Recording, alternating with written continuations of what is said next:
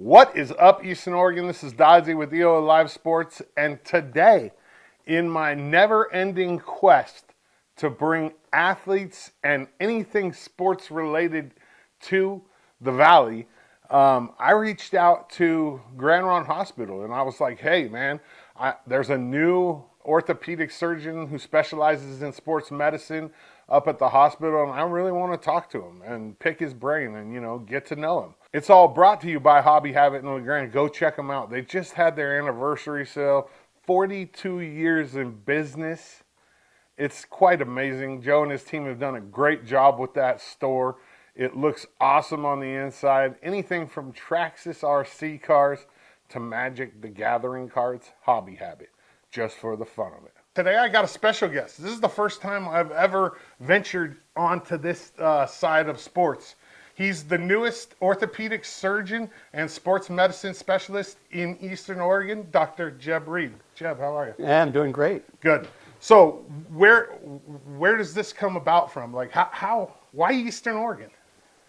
I mean, all you got to do is walk outside and take a look around, and it's one of the most beautiful places on earth. Yeah. But I think that what really attracted me to this area is when I came to visit and I met the people. Whether you're on the sidelines at the high school game like I've been privileged to do, or at the Eastern games, but also at Walmart or Bi-Mart or at Safeway, and the people are great and excited to be part of the community. I agree. That's my favorite thing about Eastern Oregon is the people by far. As a matter of fact, just today, I was following a post because we hosted the 1A, 2A volleyball tournament. And an out-of-towner from the west side made this beautiful comment about how great the people of Eastern Oregon are. And I can't agree with it more. So what got you interested in becoming a doctor, a surgeon? I mean, that's a pretty special field. Well, I think it's probably through personal experience. When I was younger, I skied a lot, grown up in the Northeast, and along with that had my share of injuries. And ultimately, I've had my share of orthopedic surgeries as well. But I think mostly it's what drove me into this was being able to help get athletes back on the court, back on the field, or back on the hill, and to be a part of, them redeveloping that passion and restoring that part of their identities. For so many of us, our athletic endeavors are a big part of who we are, both inside and to the public, for sure. Oh, for sure. I mean, up until you stop doing a sport, that's pretty much your identity if you're an athlete. Yeah, I think when you take a young athlete in particular, when you take a high school athlete or a college athlete, which I've been fortunate to work with throughout my career, it's often their first real challenge in life, and it's how they learn to overcome adversity. It's how they learn about resiliency. And it's how they often learn to pay the dues and to do the work it takes to overcome life's challenges. Yeah. About how old were you when you decided, hey, I'm going to be an orthopedic surgeon?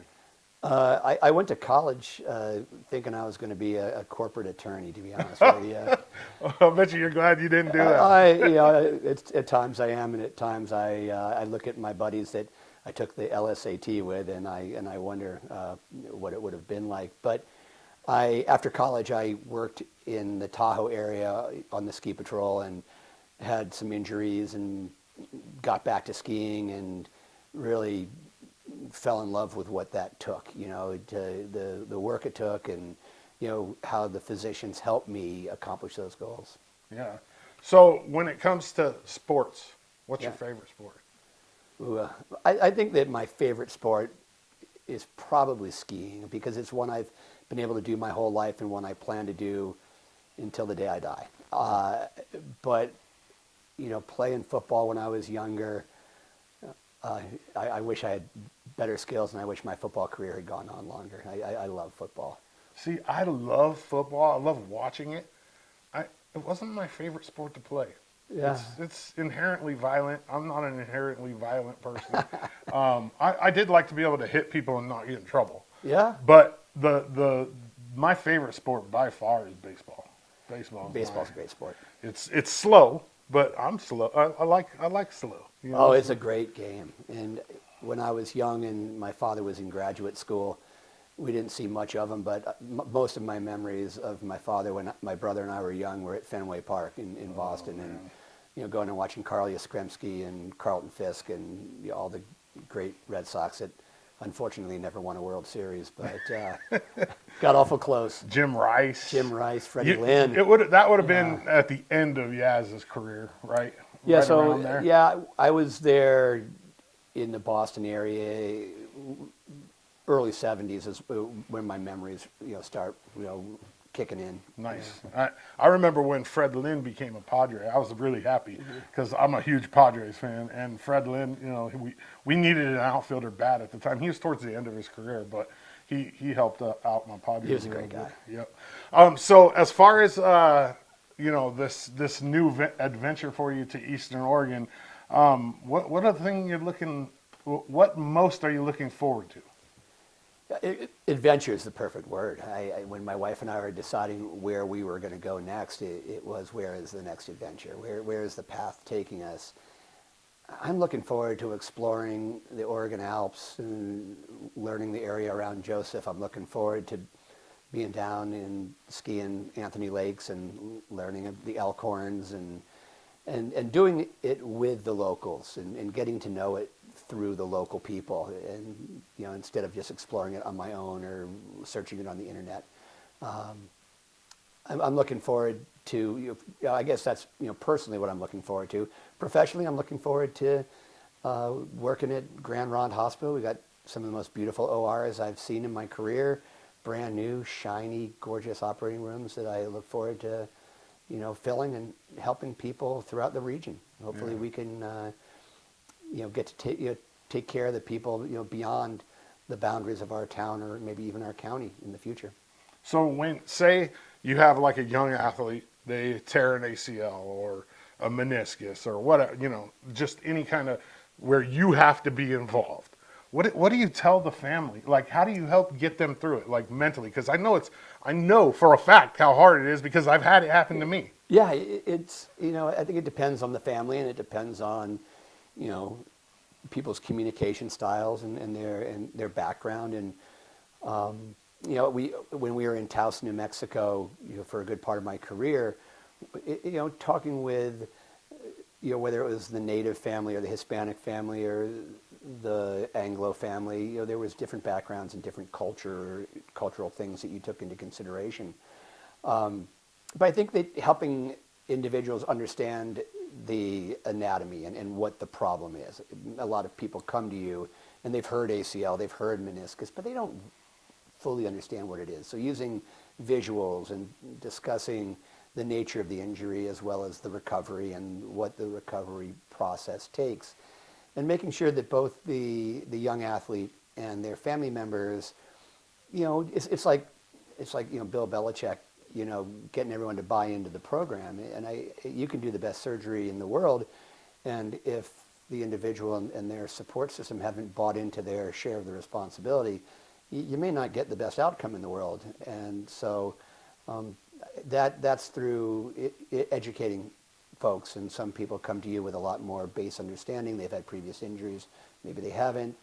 They come from a medical family or they don't. Those types of things. And my dad was a geophysicist, and he studied incredibly complex things, but he always was very good at using analogy and speaking in terms that people could wrap their brain around and understand complex concepts, but in a simplified lay term. Because if he was using the jargon of his industry and his business, you gloss over in a few seconds. Right. A common phrase for that is called dumbing it down a little bit. Yes, right. Well, luckily that fits into my personality perfectly. Well, here's the thing. You have to do that as a doctor, right? Yeah. I mean, that in order to establish relationships with the patient and the family, that not everybody's going to understand everything you're throwing at them. I think that's true definitely in medicine, but it's true in everything. I mean, when I was recently, trying to sell a house and buy a house, learning about, the real estate language and jargon, or when you're, talking to your accountant or what have you, it doesn't take long for me to ask them to dummy it down a little bit. Yeah, right. And speak to me like I don't know what they're talking about. They have a whole book series. Yeah. Something for dummies. Right. You know Exactly. like that. Yeah. I live by that. But sports medicine for dummies. Okay, let's spend a few minutes and learn a little bit more about you. You like pineapple on pizza? If it's done correctly, if it's a fresh pineapple, not a canned pineapple, Okay. and if it's cut real thin, like a real fresh pineapple with maybe a little jalapeno to balance it. Say like pepperoni jalapeno pineapple, You're in. done at a place like, I don't know, M. Crow with that kind of pizza with a good crust, which I got introduced to recently there in Lostine. That M. Crow, they know how to make a good pizza. Yeah, you're I gotta giving keep them a free exploring the plug area. right here. Right, there you go. What Free plug. about if you could have any meal? Oh. Any meal, whether it's mom's cooking, See, restaurant. that's a great question. What are you gonna have? You know, I would like to. I mean, my mom's an amazing cook, and I would love to do that. But what I'd like to do is jump in the shotgun seat of Guy Fieri's old Camaro and go to diners, drive-ins, and dives and have something I've never even tried before, maybe and explore. I love spending time with my Traeger and my Kamado Joe and things, and I love to cook, and I it's one of my passions. Me too. But I mean, a lot of my ski buddies and we have what's called a camp chef. It's modular, and it can be a whole bunch of different things. But we do a lot of cooking in ski area parking lots, and we have a lot of fun doing anything from a pork belly street taco to a, As you can a tell, grilled I chili like cheeseburger. Yeah, me too. You can tell. Yeah. What about if you had to choose one or the other, mountains or the beach? Tropical beach, Mountains. obviously. Yeah. I mean, you said skiing's your thing. Yeah. And And that's been my lovely wife and best friend has been putting up with that because she grew up on the Monterey Peninsula. So we do spend a decent amount of time back on the Monterey Peninsula. She and her brother share a house that's been in the family for almost 90 years in Pebble Beach, and her grandfather built it in the late 1930s. And so she goes back for blocks of time just to get that salt water fix. For me, I much prefer mountains and rivers and lakes. And so, see, I'm a beach dude. see, yeah, I mean, I like a beach, but I love the mountains. Who's your hero? Bobby Orr. Like your hero, like above all. Bobby Orr for the Boston The Bruins. hockey player. Yeah. Yeah, why? Because when I was a little kid and heroes meant everything, Bobby Orr was dominant for the Boston Bruins, He was and the I was goat. living in. He was, and I still would argue that, Gretzky, Bobby Orr. I mean, I don't know. He did so much. Barry Bonds, Babe Ruth. Right. Yeah. Very similar. Exactly. Yeah. And so, number 4 for Bobby Orr. And when I was a kid growing up in the Boston area, the Celtics were just dominant. But Boston is a hockey town, and when Bobby Orr came and the Bruins finally got good and grabbed a couple of Stanley Cups, every little boy in Boston wanted to be Bobby Orr. I love that. That's awesome. Like me, Tony Gwynn. I grew up. I moved here when I was 12. I'm from San Diego. Tony Gwynn was God in San Diego. Absolutely. I mean, he was Mr. Padre. He never could do anything wrong. He was, you know what I mean? He was just the guy, and that was my hero growing up for sure. We'll end it with this 2-part question. Okay. So, the one thing in your career that you've done so far that you're most proud of, okay, and then finish it with what else what do you want to achieve between now and the end of your career that you haven't achieved yet? Like, and it doesn't have to be an award; it can be anything. No, sure. That's a great question. I think what I'm most proud of is the years I spent in private academics training young surgeons. So I was fortunate; I got to help train 41 American fellows and 5 or 6 Japanese fellows. The American fellows spent a year with us in Taos, and the Japanese fellows spent 6 months with us. And therefore, learning and teaching go so hand in hand. I learned so much and became a better surgeon and a better physician and a better mentor through that process. But it's kind of like a coaching legacy where your assistant coaches go on and do great things. The 41 surgeons that I helped train in Taos, New Mexico have gone on to become amazing surgeons around the country. And therefore, I've been able to touch a lot of lives through that process. And so I'm most proud of the years I spent in private academics working with those young surgeons in the OR and publishing and presenting and helping in medical academia. What would I like to do at this kind of final? That was more like sort of the productive years, I think, of a surgeon's career. Right. I think I'm in the giving back phase of my career. I'd love to be part of a community and give back to a community and spend even, although I have spent many countless hours on sidelines of sporting events, I want to do more of that. And maybe the knowledge I acquired taking care of a huge catchment area throughout the Southern Rockies to help a wonderful facility like Grand Ron, take care of the regional community as well as the local community, and to therefore be part of folks in Midway or Baker or John Day or Prairie City or Joseph, and have and be a part of those communities and to give back what I've learned over all these years to the people in this area. Nice.